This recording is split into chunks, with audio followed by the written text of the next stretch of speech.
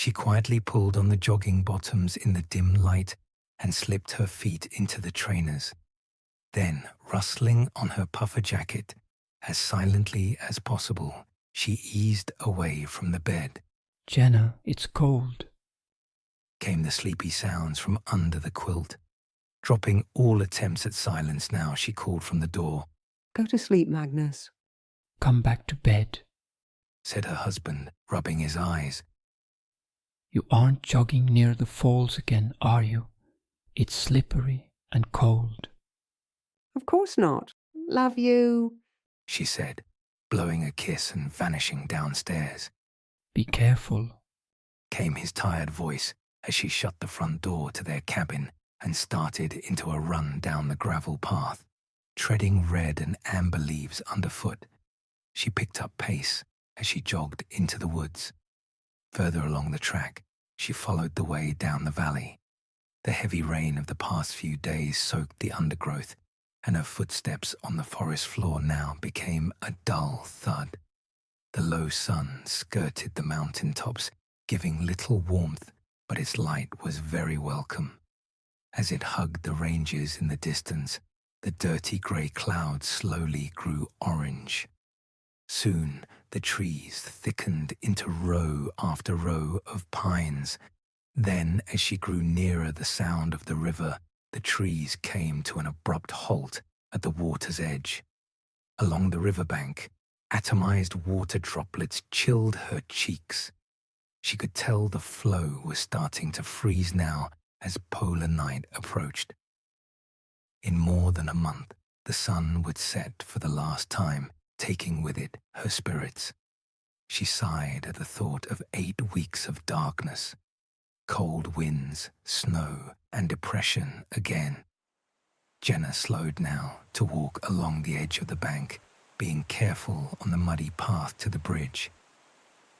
The ancient stone crossing stood as it had for centuries, spanning the river in 2 stretches, a huge rock serving as a support midway. She took care in crossing, placing her feet well into the middle of the long slabs of carved rock that her husband's ancestors no doubt placed there. Admiring the hypnotic rapids thrashing at the rocks below, she stopped in the middle. She looked to the fresh landscape and the growing light. Everything was glistening now. The roar of the water spoke to her, and she took a deep breath, inhaling the smell of the rushing water. Then, taking care, she stepped carefully over the mossy surface to the other bank and was off again. Running along the siding, she followed downstream with the ridge of dense woodland to one side and water on the other. There was an outcrop of trees with rich-colored fungi growing, and she had to stop to admire it. Taking her phone from her pocket, she snapped a few close-ups of the growth, taking time over the composition for her scrapbook. She imagined sharing this hobby with a future unconceived child. Magnus was pressing again, and she wondered when she would be ready, if ever. As she knelt taking photos, she became aware of a noise deep in the trees. It was a sobbing, gentle, upsetting sound of a girl crying. Looking around her, pulling her scarf down, she tried to fathom its direction. She was almost certain it was human, but the rushing water made it hard to be sure. Maybe it was the rapids gushing between the rocks, mimicking the rhythmic sound of weeping. She listened closely, turning her head from side to side, trying to check if her senses were lying to her. "Is it the water?" The crying was constant here, and she determined it was the river pretending to be human. There was something about the sound that was mournful. It reached into her soul and made her feel desperately sad. She laughed the phenomenon off, trying to lift her mood, and stood once more. Looking into the trees, she half expected a person to be standing there, in the upland of forest. The thought chilled her, and the hairs on her neck raised, a shiver running down her body like cold, trickling ice water. Her mind manufactured the expectation of a woman standing there in the trees, and she shook it off. Dismissing it, she started another run, still downstream. Keeping to the river path, she continued until she had to stop once more as the sound had followed her. It was disturbing, and she nervously looked around her. She was a little way from the bridge now, and she could no longer blame the torrents rushing through the hollows of the rocks for the weeping. It was still there above the water noise, and Jenna looked again to the forest. Lara, She called into the trees, is that you? but no reply came back. She stepped from the path and stared into the woodland, looking between the trees, repositioning herself to see deeper. Lara? She whispered desperately this time.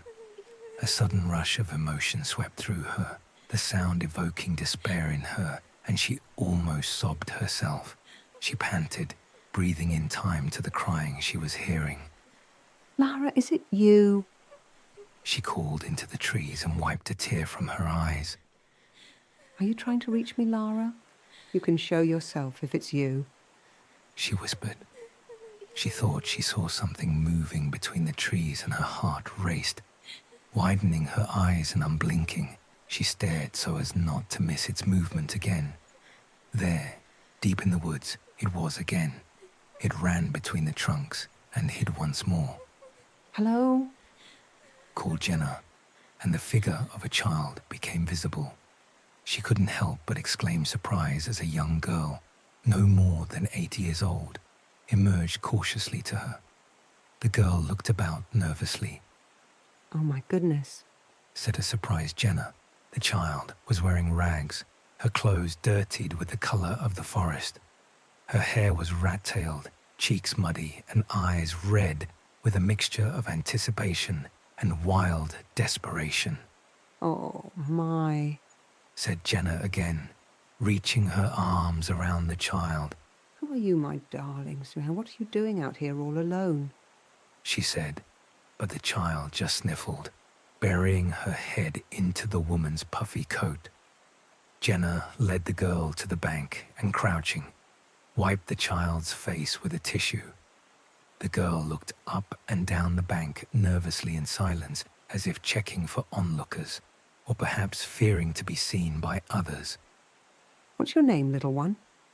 Asked Jenna as she dabbed her cheeks, but the girl just lowered her head, wolf-like, and stared into Jenna's eyes.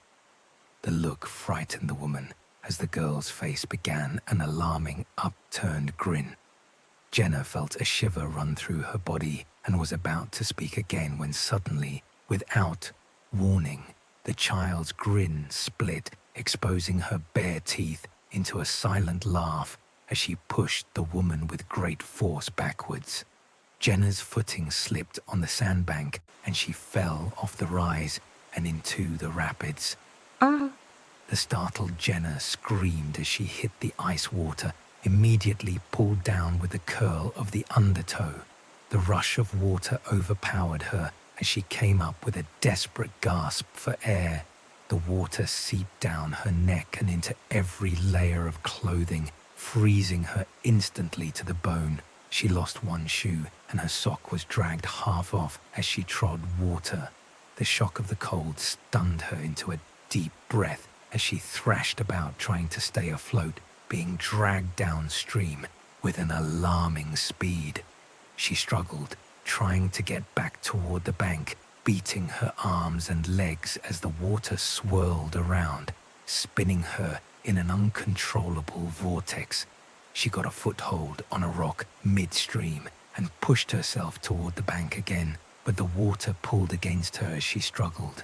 Then she saw her. The evil child emerged from the forest again, heading her off at a beachy outcrop. The girl was readying with her hands to push her back should she emerge there, and Jenna had to paddle toward the furthest bank, away from the child. The girl now laughed a high-pitched and sinister laugh, so loud Jenna could hear it over the rushing torrent. The child now jumped up and down in glee, darting between the low level of the beach and the high of an overhanging rock, laughing and pointing downstream. Jenna caught a glimpse of what she pointed at as she fought once more with the swirl of the middle river. It was the falls. She was approaching the edge of Sifossen, the local waterfall and tourist attraction. The power of the water was so intense now that Jenna could no longer fight, exhausted by the struggle. The tons of water now pushing down on her dragged her relentlessly to the edge, and she knew a massive drop awaited. Pulled to the edge, she scrambled to grab an outreach of rock, her icy fingers sliding across the moss with no purchase. She tried one last attempt before going over, but failed, her arm being bent back between two rocks by the force. She cried out in pain, then felt weightlessness as her body went over the waterfall. She tumbled upside down now and in a pocket of water. Jenna tried to breathe, but it got in her lungs, making her cough. Then, with a sudden pound against her body, she hit, face first, the bottom of the falls, pulled down now and swept into an endless washing machine of tumbling and spinning underwater. She couldn't break free. Then, when her breath was exhausted, with no more air to be had, her body grew limp and the cares of the world drifted away into the darkness.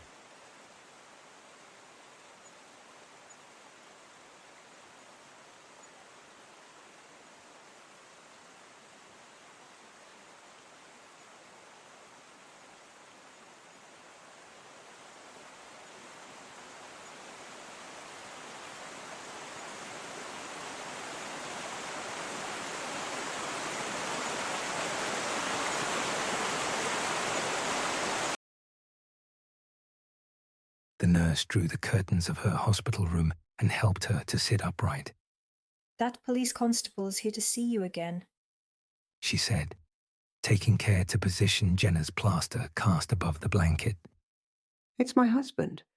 Said Jenna, looking to the door at the uniformed man. Magnus came in with a small bunch of flowers that he put by her bedside. He carefully placed a kiss on an unbruised section of her face and sat beside her. Before he could utter a sound, Jenna spoke. Did you catch her? She asked. He shook his head. No. Are you sure you were standing near the bridge when it happened? Of course. I told you exactly where I was. Did you check for girls of her age in the village? There can't be many. There aren't any, He said. It's a small village, and mostly elderly residents at that. There are no grandchildren currently staying at any of the houses here, and we checked camping sites too. The nearest is 100 kilometers away, and as it's off-season now, there are no camper vans there anyway. She didn't look like she was living in a house. She was dirty, wearing rags, like a feral child. Did you search the woods like I said? Maybe the deranged child is hiding in a tree stump or cave somewhere. Magnus's face changed. Yes, we had a large group of searchers. Officers from Hammerfest were sent here especially. They've been searching the woods for days, but nothing. Why are you looking at me like that? Asked Jenna, spotting something in his face she recognized from previous interrogations. He drew a breath and took her hand. We searched all along the bank. The detectives found the spot where you went in, but there were only your footprints. Her eyes widened. What do you mean? You believe me, don't you? He nodded. Of course I do, but the detectives showed me the tracks. It was soft sand, and even a child would have made an imprint, but there were no others, even in the woods nearby. They did a thorough investigation of the area. They spent more time on this than they would have anyone else, but found nothing. You don't believe me. She said, as he avoided eye contact. I can see it. He calmed her, stroking the back of her hand. It's not that. I know you have been sad about your sister, more so lately, He said. given what happened to Lara there at the falls, the exact same place. Is it possible you? What? Threw myself off the falls like her? She said, dropping his hand and tucking it over her cast. I don't think that, Said Magnus. but my superiors need me to ask you. Is it just possible? Maybe you blacked out and fell in. Grief can do strange things. Jenna never answered. She just sat in bed staring out of the window, and after a while, Magnus kissed her again and quietly left.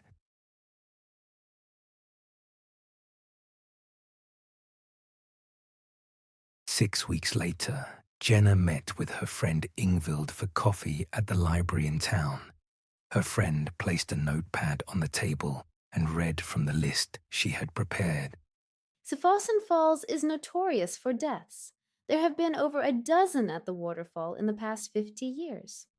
She announced enthusiastically. Then, remembering her friend's sister died there too, softened her tone.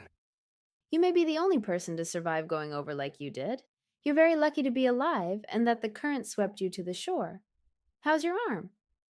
Jenna sipped her coffee and demonstrated her grip with only a hand cast on now. Anything on missing children? No, nothing like that in the old newspapers. Said Ingvild. And I did go back 10 years. She then laughed. There was a whole section on trolls, though. Trolls? Asked Jenna. Like on the internet? No, actual trolls. She said, and then registering Jenna's bemused look. Your husband is Norwegian too, Jenna. He must have mentioned trolls at some point in your marriage. They are a big thing here. Jenna continued to shake her head over her coffee cup. I only know of the computer ones. Ingvild sighed and gave a chuckle. You know little hairy trolls. They have toy ones in the gift shop here. It's folklore. Troll stories go back centuries. They protect things in nature and structures like trees, mountains, rivers, waterfalls, not just bridges. Why bridges? Asked Jenna.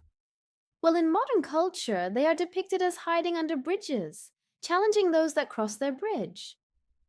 You must have crossed that old stone bridge 100 times since you came here.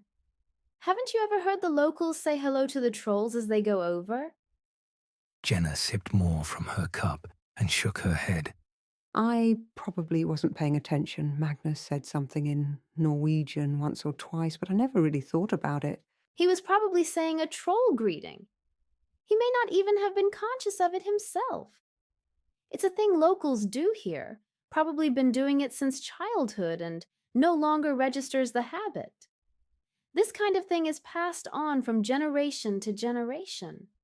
There may have been a sensible reason for it once, some old belief or superstition now forgotten. Can trolls look like children? Asked Jenna. Ingvild laughed. They aren't real, but old drawings in the museum show them usually as short and hairy creatures, sometimes with clubs. Would trolls hurt people? Oh yes, Said Ingvild. legends say they can kill people if they take a disliking to them. Maybe that little girl was one. Said Jenna, staring off into space over her cup. Maybe she killed my sister too. Ingvild registered that her friend was taking it more seriously than intended now. She remembered Magnus's private pep talk he had given her on the phone days earlier and changed tack. I'm sorry I mentioned trolls, Jenna. It was stupid of me. It's a silly legend, not to be taken seriously. What happened to your sister was a tragedy. She was a stranger in our country, a tourist, and that should never have happened. Trolls, that's just stupid folklore. Tales to amuse the children, or scare them. Jenna, recognizing her husband's words from her friend's lips, finished her cup of coffee. I have to go now. She said. Ingvild shifted uncomfortably in her seat. So soon? You only just got here. I hope I haven't said anything wrong. She said. but her friend just gave a polite, smiling shake of her head. Inga? Called Jenna from the door. What does Sifferson mean? It's just a local name for the falls. Fossen means waterfall in English. And Sif? Ingvild thought about it for a moment.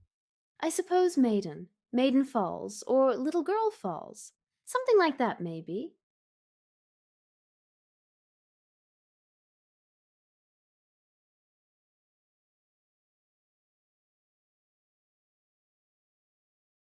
Magnus came into the police station an unhappy, unshaven man. Dressed in casual clothes, he acknowledged his sergeant, then met with the lawyer in an interview room set aside as a special favor to a fellow officer. "Thanks for waiting for me, Sebastian," said Magnus, shaking his lawyer friend's hand. How long is this going to be for? Asked Sebastian, indicating Magnus's clothing. "I'm suspended for 6 weeks on full pay," said Magnus. That doesn't seem fair. Said the lawyer. You didn't do anything? It was your wife. "I'm too close to this to be wearing a uniform right now, they tell me." Said Magnus. "Are they going to charge her? They won't say."